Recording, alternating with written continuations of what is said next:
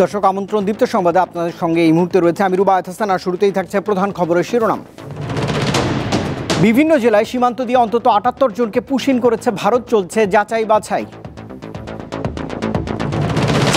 মানিকগঞ্জে আদালত প্রাঙ্গণে মমতাজকে ডিম নিক্ষেপ, ২ মামলায় ৬ দিনের রিমান্ড মঞ্জুর। নারায়ণগঞ্জে ঘরের ভেতরে জমে থাকা গ্যাসের বিস্ফোরণে দগ্ধ ৪ জন, হাসপাতালে ভর্তি।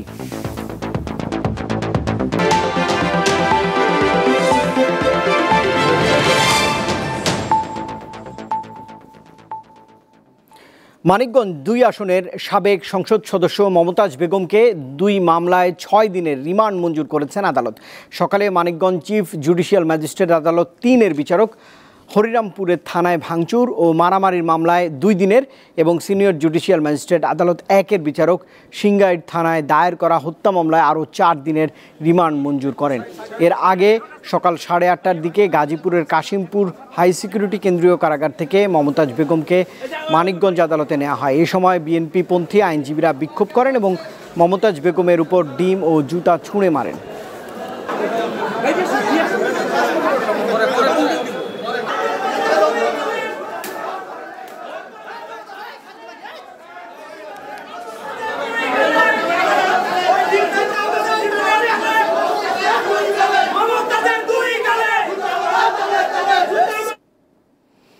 বরগুনা সদর থানায় দায়ের করা বিশেষ আইন, স্যাবোটাজ এবং বিস্ফোরক আইনের মামলায় সাবেক সংসদ সদস্য ও জেলা আওয়ামী লীগের সাবেক সভাপতি ধীরেন্দ্র দেবনাথ শম্ভুকে কারাগারে পাঠিয়েছে আদালত। সকালে তাকে বরগুনার অতিরিক্ত মুখ্য হাকিমের আদালতে তোলা হলে বিচারক জামিন না মঞ্জুর করে এই আদেশ দেন। জেলা কারাগারে নেয়ার সময় বিক্ষুব্ধ বিএনপিপন্থী আইনজীবী ও দলটির নেতাকর্মীরা ধীরেন্দ্র দেবনাথ শম্ভুকে লক্ষ্য করে ডিম নিক্ষেপ করেন। এর আগে সাবেক সংসদ সদস্য ঢাকার কেন্দ্রীয় কারাগার থেকে দুপুর ১২টার দিকে বরগুনা কারাগারে নেওয়া হয়। পরে দুপুর ২টায় আদালতে উপস্থাপন করা হয় তাকে।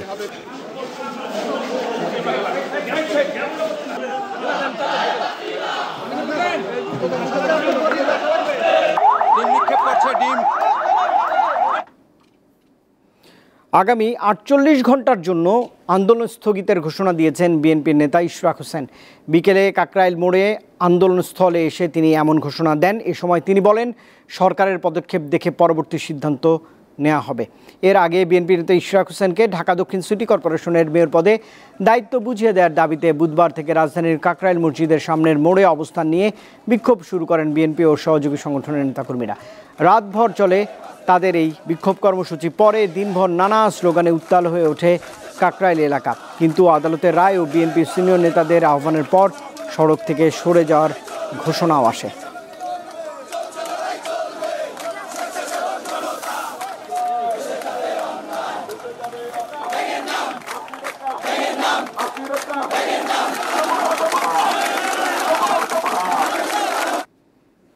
ইশরাক হোসেনকে ঢাকা দক্ষিণ সিটি কর্পোরেশনের মেয়র ঘোষণা করে নির্বাচন কমিশনের দেয়া গেজেটের কার্যক্রম স্থগিত চেয়ে করা রিটটি সরাসরি খারিজ করে দিয়েছে হাইকোর্ট।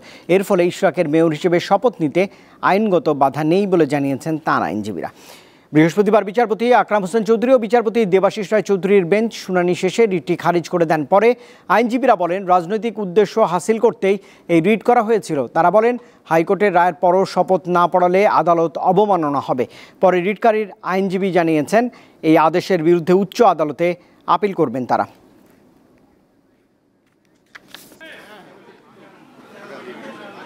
হাইকোর্টের 2 দিন হেগলে পরে আজকে মহামান্য সুপ্রিম কোর্টের হাইকোর্ট ডিভিশন রায় দিয়েছে।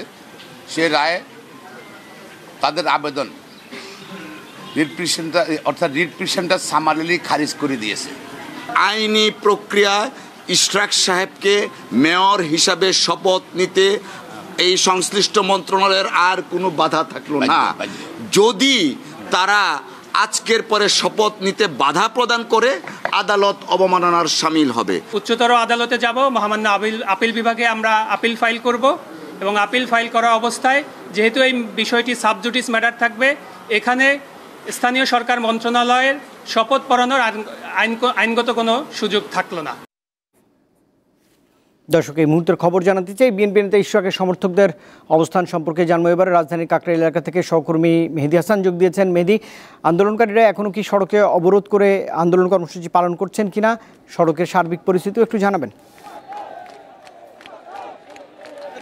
রুবায়েত, অল্প কিছুক্ষণ আগে কিন্তু ইশরাক হোসেন এখানে একটি ব্রিফিং করেছে। ব্রিফিংয়ে কিন্তু 48 ঘন্টার জন্য এখানে যে চলমান আন্দোলন ছিল তা স্থগিতের কথা বলেছেন। আমরা তাই এখন পর্যন্ত জেনেছি, যেহেতু 48 ঘন্টার জন্য স্থগিত করেছেন এবং ইশরাক হোসেন এখনও এখানে উপস্থিত রয়েছেন, তাই নেতাকর্মীরাও এখনও পর্যন্ত এখানে অবস্থান করছেন। এবং যদি একটু 2 দিন আগের কথা বলে আসি, যে গতকালকে কিন্তু সকাল 11টার পর থেকে এই কাকরাইল মোড় এবং যমুনা অভিমুখে এখানে বিএনপি সমর্থিত এবং ঢাকা দক্ষিণের নগরবাসী এখানে ইশরাক হোসেনের যে শপথ পাঠ করা ছিল সেই দাবিতে কিন্তু এখানে উপস্থিত হয়েছিল। এবং পরবর্তীতে আমরা দেখেছি যে হাইকোর্ট থেকে আজকের দিনে আদেশ দেওয়ার যে দিন ধার্য করা হয়েছিল এবং তারপরে আজকের আদেশে কিন্তু সেই যে রিট করা হয়েছিল যে ইশরাক হোসেনকে শপথ পাঠ না করানোর, সেই রিট কিন্তু বাতিল হয়েছে এবং আইনি আর কোনো বাধা ইশরাক হোসেনের রইল না। এবং গতকালকের সন্ধ্যায় কিন্তু আমরা দেখেছি ইশরাক হোসেন এখানে এসেছিলেন এবং আসার পর কিন্তু তিনি এখানে সংবাদ সম্মেলনের মাধ্যমে জানিয়েছেন যে শুধুমাত্র মেয়র পদে শপথ নেওয়ার জন্য এই আন্দোলন না, তাদের মূল উদ্দেশ্য ছিল মূলত এই 2 উপদেষ্টার পদত্যাগ, যারা এখনো পর্যন্ত অন্য রাজনৈতিক দলের সাথে সম্পৃক্ত থাকার পরও আসলে সরকারের গুরুত্বপূর্ণ পদে বহাল রয়েছেন, তাদের পদত্যাগের দাবিতে কিন্তু এই আন্দোলন দীর্ঘায়িত হয়েছে। এবং গতকাল থেকে আমরা দেখেছি এখন পর্যন্ত কিন্তু এখানে ঢাকা দক্ষিণের যে নগরবাসী এবং বিএনপির বিভিন্ন অঙ্গ সংগঠনের যে নেতাকর্মীরা রয়েছে তারা কিন্তু এখানে অবস্থান নিয়েছে এবং তাদের সেই দাবির তে তারা অনড় ছিল এখন পর্যন্ত। এবং যদিও কিছুক্ষণ আগে আমরা ইশরাক হোসেনের কাছ থেকে শুনতে পেয়েছি যে এই যে আন্দোলন, এই আন্দোলন 48 ঘন্টার জন্য স্থগিত করা হয়েছে। তো এই 48 ঘন্টা পর্যন্ত হয়তো আমরা এখানে কিছুক্ষণ পর থেকে আমরা এই আন্দোলন আর এখানে দেখবো না, যদিও গুচ্ছভাবে এখন নেতাকর্মীরা এখান থেকে সরে যাওয়া শুরু করেছে। কিন্তু এখনও কিন্তু এখানে দেখতে পাচ্ছেন যে পুরো কাকরাইল মোড় চত্বর কিন্তু এখনও বিভিন্ন স্লোগানে মুখরিত হয়ে উঠেছে এবং ইশরাক হোসেন তিনি সশরীরে এখানেই উপস্থিত রয়েছেন এবং নেতাকর্মীদের উদ্দেশ্যে তিনি কথা বলছেন। এবং এখানে জুলাই আন্দোলনের শহীদ যারা ছিলেন তাদের পরিবারের পক্ষ থেকে আমরা 2-3 জনকে এখান থেকে ইশরাক হোসেনের উপস্থিতিতে কথা বলতে দেখেছি। এবং এখানে ইশরাক হোসেন যে বার্তা দিয়েছেন যে 48 ঘন্টা পর্যন্ত সরকারকে সময় দেওয়া হলো, এর মধ্যে যদি কোনো পদক্ষেপ না থাকে বা কোনো পদক্ষেপ দৃশ্যমান না হয় তাহলে হয়তো পরবর্তীতে আরও কঠোর কর্মসূচিতে যেতে পারে, এমনটাই এখান থেকে আসলে ধারণা করা যাচ্ছে। রুবায়েত, এই ছিল কাকরাইল মোড় থেকে আমার কাছে সবচেয়ে তথ্য। কাকরাইল থেকে যোগ দিয়েছিলেন এই সহকর্মী মেহেদী হাসান। ঢাকা বিশ্ববিদ্যালয়ের শিক্ষার্থী শাহরিয়ার আলম সৌম্য হত্যার বিচারের দাবিতে শাহবাগে বিক্ষোভ কর্মসূচি পালন করছেন ছাত্রদলের নেতাকর্মীরা। পূর্ব ঘোষণা অনুযায়ী সকাল 10টা থেকে শাহবাগে জড়ো হতে শুরু করেন ছাত্রদলের নেতাকর্মীরা। আর গত 13 মে রাতে সোহরাওয়ার্দী উদ্যানে ছুরির আঘাতে আহত হন শাহরিয়ার আলম সৌম্য। রাত 12টার দিকে তাঁকে ঢাকা মেডিকেল কলেজ হাসপাতালে নেওয়া হলে চিকিৎসক মৃত ঘোষণা করেন। এই ঘটনায় সাম্যের বড় ভাই শরীফুল আলম শাহবাগ থানায় 10 থেকে 12 জনকে আসামি করে মামলাও করেছেন।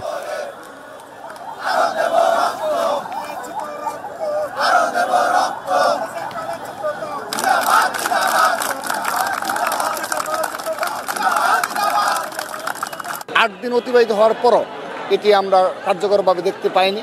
সেজন্য আমরা অবশ্যই আমাদের কর্মসূচি অব্যাহত রেখেছি এবং আমরা কিন্তু সময় দিচ্ছি তাদেরকে, এবং আজকেও আমরা সময় দিচ্ছি। যদি অতি দ্রুততম সময়ে আমাদের সাম্য হত্যার যারা খুনি তাদেরকে যদি গ্রেপ্তার করা না হয় তাহলে আমরা ছাত্রদল আরও বৃহত্তর কর্মসূচিতে যাব। এবারে কিউবাই স্ট্রিট চট্টগ্রাম সংবাদ।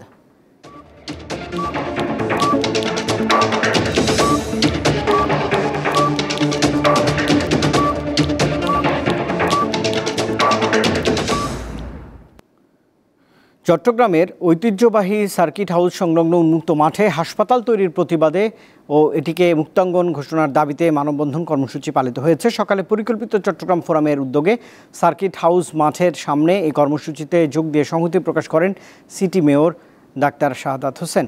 এ সময় তিনি এই খোলা প্রাঙ্গণকে হাসপাতাল বানানোর যৌক্তিকতা নিয়ে প্রশ্ন তোলেন। এটিকে উন্মুক্ত রেখে সিটি কর্পোরেশন সবুজ পার্ক বানাতে চায় বলেও জানিয়েছেন মেয়র। মানববন্ধনে বিভিন্ন পরিবেশবাদী সংগঠন, মানবাধিকার কর্মী ও বিশ্ববিদ্যালয়ের শিক্ষকরাও এই মানববন্ধনে অংশ নিয়েছেন। আইনকে বৃদ্ধাঙ্গুল দেখিয়ে যারা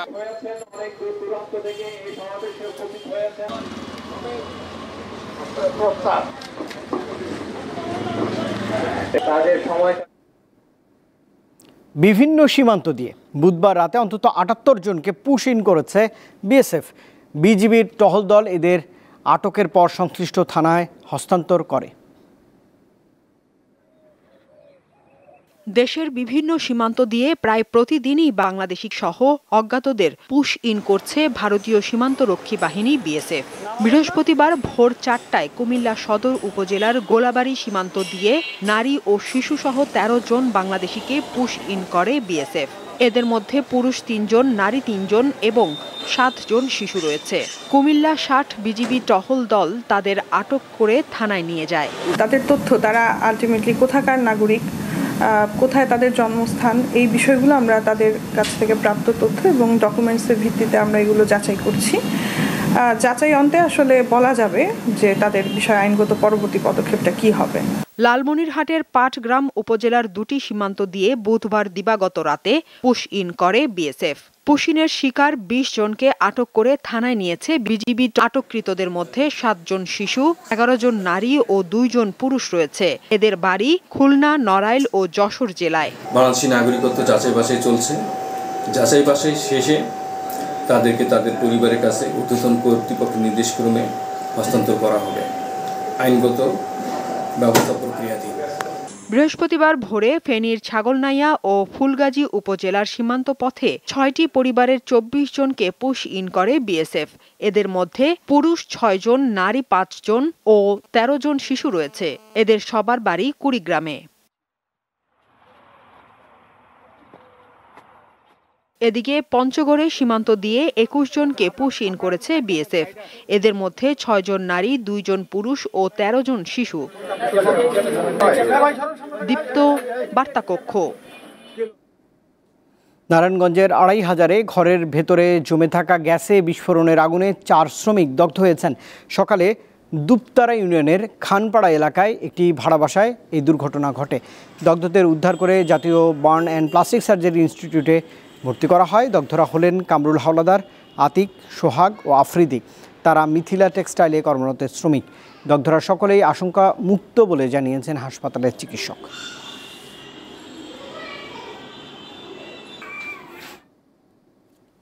কুরবানির হাট কাঁপাতে আসছে দিনাজপুরের সম্রাট। ফ্রিজিয়ান জাতের এই গরুর আনুমানিক ওজন ৪০ মণ বলে দাবি খামারির। তিনি পশুটির দাম হাঁকছেন ১৫ লাখ টাকা। ৪.৫ বছর আগে চিরির বন্দর উপজেলার সাতনালা ইউনিয়নের আনিসুল হক শাহের খামারে এই ফ্রিজিয়ান জাতের গরুটির জন্ম। তখন থেকে পশুটিকে পরম যত্নে লালন পালন করে আসছেন তিনি। ৩টি সিলিং ফ্যানের বাতাসে শীতল রাখা হয় সম্রাটের শরীর। বিশাল এই প্রাণীটিকে প্রতিদিন ৫ বার সাবান শ্যাম্পু দিয়ে গোসল করানো হয়। কয়েল জ্বালিয়ে রক্ষা করা হয় মশার উপদ্রব থেকে। এখানে আমার খামারেই এর জন্ম। ৪ বছর ৭ মাস বর্তমান বয়স, ৬ দাঁত। প্রতিদিন ৮০০ থেকে ৯০০ টাকা তার খাইতে লাগে। নিজস্ব বাগানের কাঁচা ঘাস, ভেজানো ছোলা, গমের ভুসি, ভুট্টা, মিষ্টি কুমড়া সহ নানা পদ থাকে সম্রাটের প্রতিদিনের খাবার তালিকায়।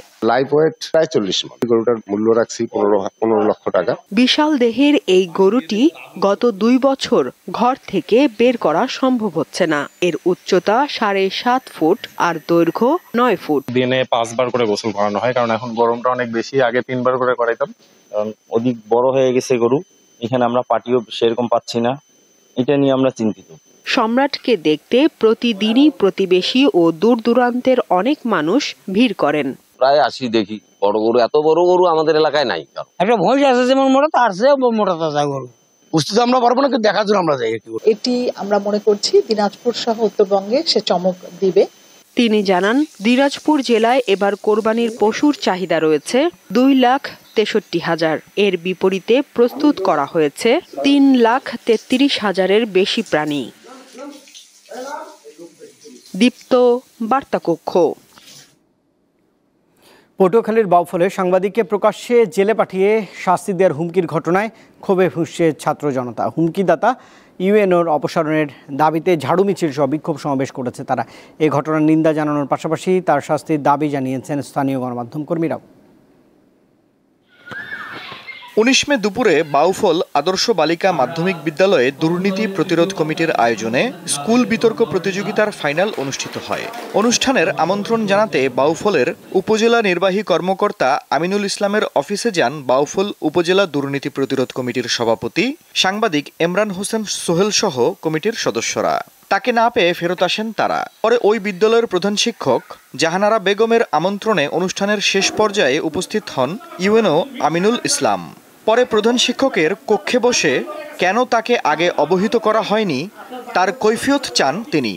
কথোপকথনের এক পর্যায়ে সাংবাদিক সোহেলকে জেলে পাঠিয়ে শাস্তি দেওয়ার হুমকি দেন ইউএনও।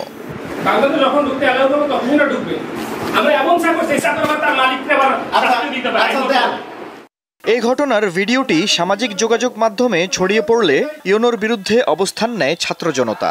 বুধবার বিকেলে তাকে অপসারণের দাবিতে ঝাড়ু মিছিল ও বিক্ষোভ সমাবেশ করেন তারা। শুধু সাংবাদিকই নয়, সাধারণ মানুষকেও লাঞ্ছিত করার অভিযোগ আছে আমিনুল ইসলামের বিরুদ্ধে। উনি এদিকে দাঁড়াইছেন, দাঁড়ানোর পরে আমার দিকে আমি কেমন আসছি, আমি কি হয়েছে, আমি একটু বলছি কেন, আমার ভিতরে নিয়ে আমার 2-3টা থাবরও দিছে। কোনো কাজের জন্য তার কাছে গেলে তিনি টাকা ছাড়া কোনো কাজ করেন না। ইউএনও এর এমন রূঢ় আচরণে ক্ষুব্ধ স্থানীয় গণমাধ্যম কর্মীরা। শুধু সাংবাদিক নয়, কোনো সাধারণ মানুষের সাথে উনি করতে পারেন না যেটা উনি করেছেন। আমি মনে করি ওনার একটা দৃষ্টান্তমূলক একটা ব্যবস্থা কর্তৃপক্ষের নেওয়া উচিত। এদিকে আমিনুল ইসলামের সঙ্গে সমঝোতা করতে বিভিন্ন মাধ্যমে সাংবাদিক সোহেলকে চাপ দেওয়া হচ্ছে বলে অভিযোগ করেছেন তিনি।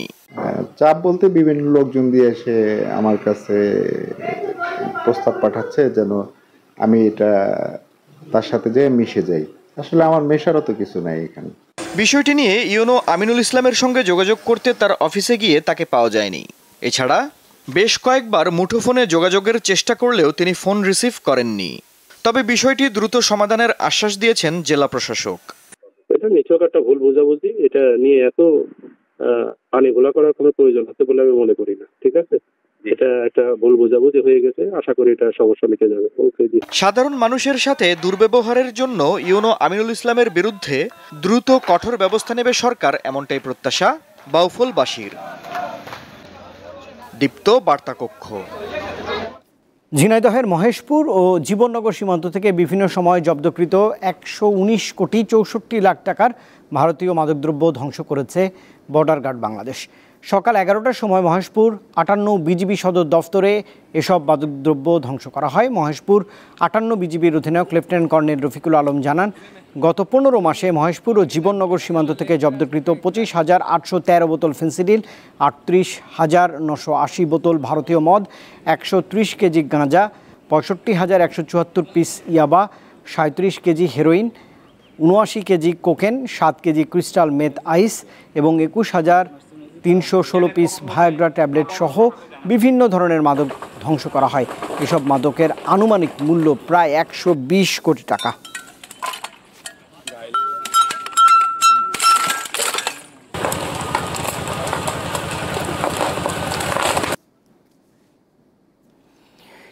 এলজি ব্র্যান্ডের 3টি নতুন premium side by side refrigerator এনেছে বাটারফ্লাই। গত সোমবার রাজধানীর গুলশানে হাউস অব বাটারফ্লাইয়ের শোরুমে নতুন রেফ্রিজারেটর বাজারজাতকরণের কর্মসূচি উদ্বোধন করা হয়। হাউস অব বাটারফ্লাইয়ের head of product ASM Muntasir Chowdhury এবং এলজি বাংলাদেশের ব্যবস্থাপনা পরিচালক জেরাল্ড সন এই আয়োজনে উপস্থিত ছিলেন। অনুষ্ঠানে জানানো হয়, নতুন সাইড বাই সাইড রেফ্রিজারেটরে রয়েছে এলজির ইনস্টাভিউ প্যানেল, যার মাধ্যমে দরজা না খুলে এই ফ্রিজের ভেতরের অংশ দেখা যায়। এর ফলে 41 ভাগ ঠান্ডা বাতাসের অপচয় কমবে এবং খাবার দীর্ঘ সময় সতেজ থাকবে।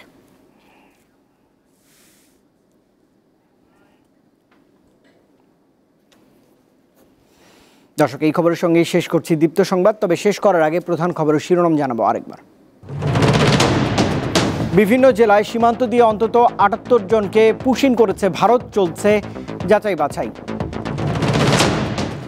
মানিকগঞ্জে আদালত প্রাঙ্গণে মমতাজকে ডিম নিক্ষেপ, 2 মামলায় 6 দিনের রিমান্ড মঞ্জুর। নারায়ণগঞ্জে ঘরের ভেতর জমে থাকা গ্যাসের বিস্ফোরণে দগ্ধ 4 জন, হাসপাতালে ভর্তি।